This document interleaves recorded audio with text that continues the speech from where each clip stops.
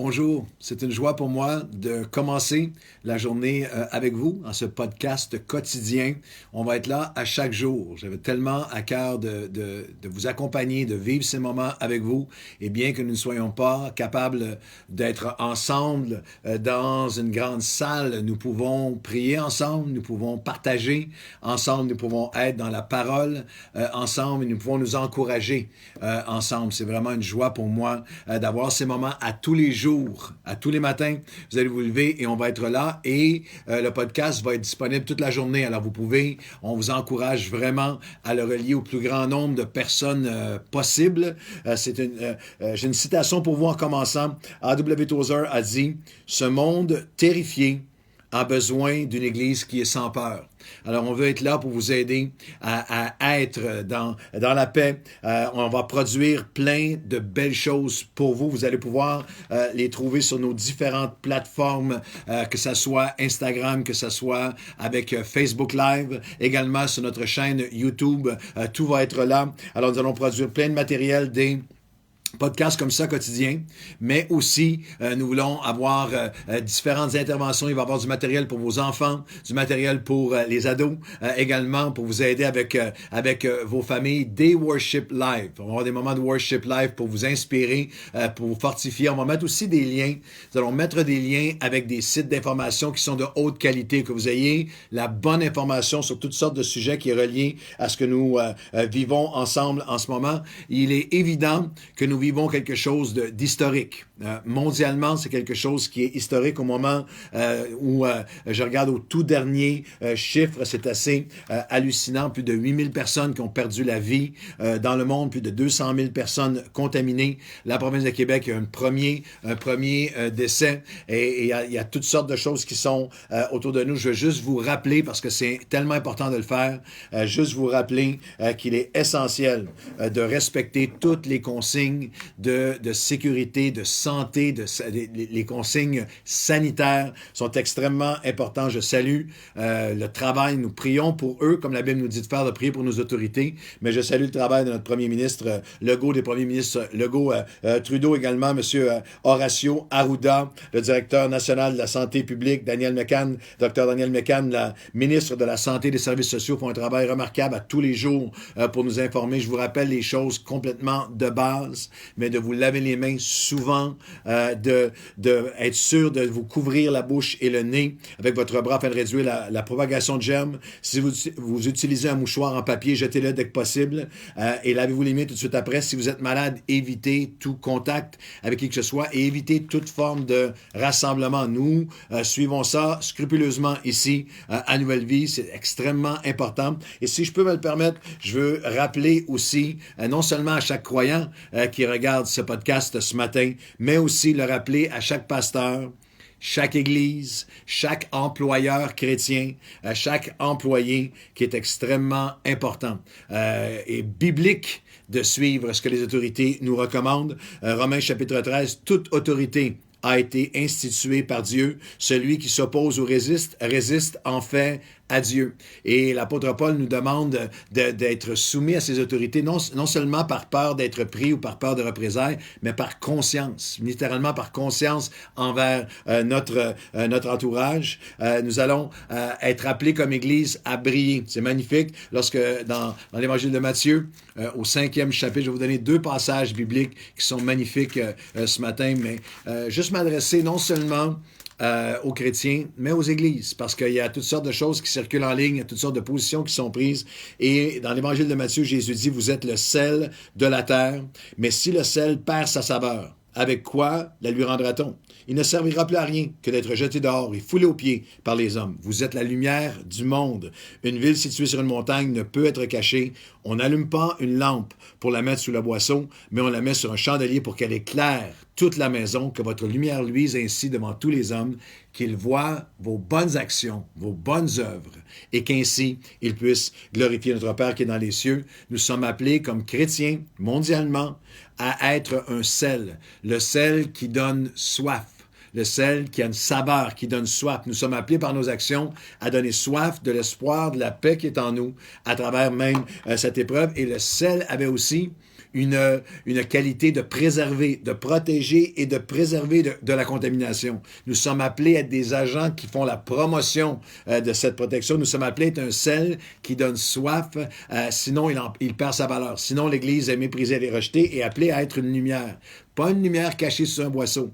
Pas dans une mentalité isolée, cachée, de bunker, où est-ce qu'on va tous aller se cacher jusqu'à temps que ça soit passé. Nous sommes appelés à être une lumière qui brille et qui va éclairer chaque famille du Québec, éclairer notre nation, éclairer les nations. Alors que des dizaines de milliers de personnes ont téléchargé nos différentes communications jusqu'à maintenant, nous sommes appelés ainsi à briller et qu'ils puissent voir nos bonnes œuvres, nos œuvres, nos actions intelligentes, nos actions de paix, nos actions de compassion et qu'ainsi ils puissent glorifier notre Père qui est dans les cieux. Et aujourd'hui, je vais vous donner un passage biblique pour vous aider à cet égard, vous aider à calmer nos propres peurs, mais également fortifier et être capable de communiquer avec d'autres aussi. C'est magnifique comment la parole de Dieu nous dit que nous qui allons recevoir ces forces et cette consolation à travers l'épreuve, on va la communiquer à d'autres. L'apôtre Paul dira, celui qui nous console dans toutes nos afflictions, afin que par notre apaisement, notre consolation, nous puissions, ayant reçu consolation de la part de Dieu, que nous puissions consoler ceux qui se trouvent dans l'inquiétude, dans la peur. On est dans 2 Corinthiens, chapitre 1, et il dit, c'est pourquoi notre espoir est ferme parce que nous savons. Notre espoir est ferme parce que nous savons. Et oui, nous avons part, comme tous, à cette inquiétude, mais nous avons une part spéciale à cette consolation. Je veux juste souligner ces mots. Notre espoir est ferme parce que nous savons.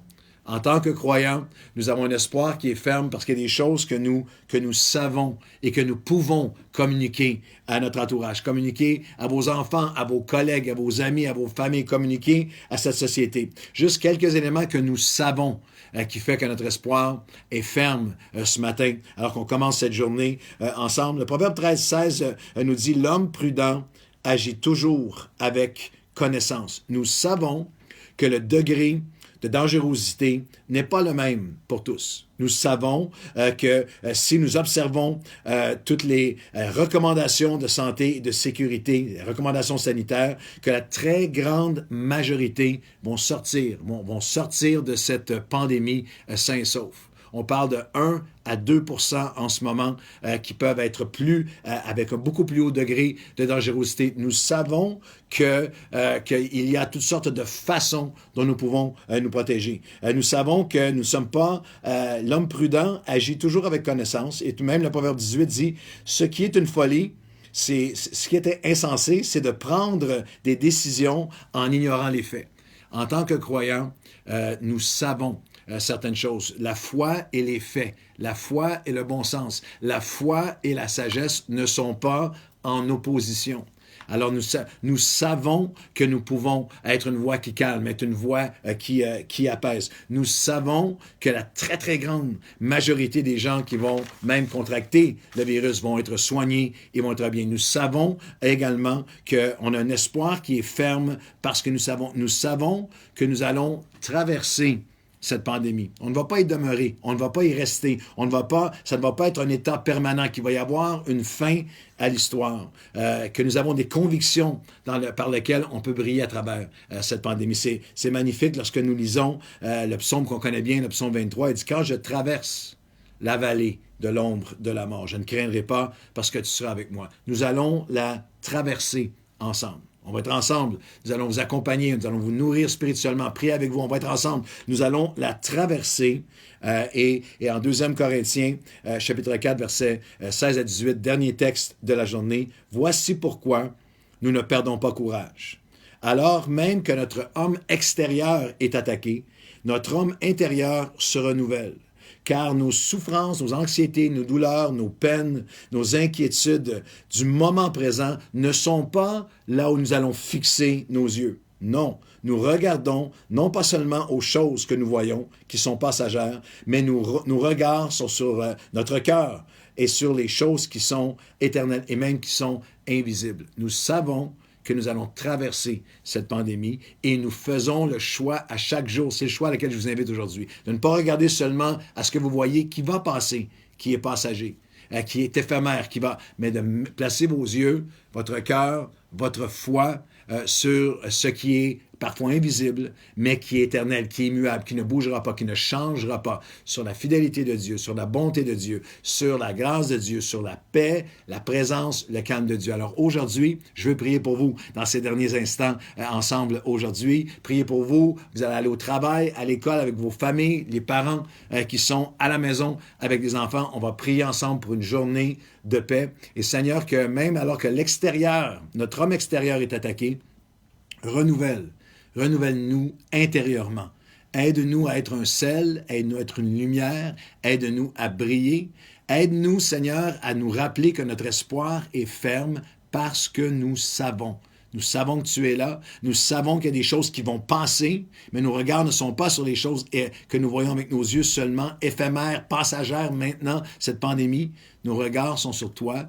Nos regards sont sur ce qui va nous permettre de le traverser, de le transcender. Donne-nous grâce, force, courage, calme et paix aujourd'hui. Donne-nous d'être un sel qui donne soif. Donne-nous d'être une lumière qui brille. Donne-nous de traverser cette vallée en disant « Je ne craindrai pas, car je sais que tu es avec moi. » Donne une bonne journée à tous ceux qui regardent ce podcast ce matin.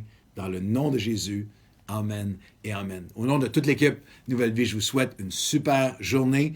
Envoyez ce lien à tout le monde que vous connaissez. Ce podcast va être là présent, va demeurer en ligne et on se donne rendez-vous demain matin. Bonne journée.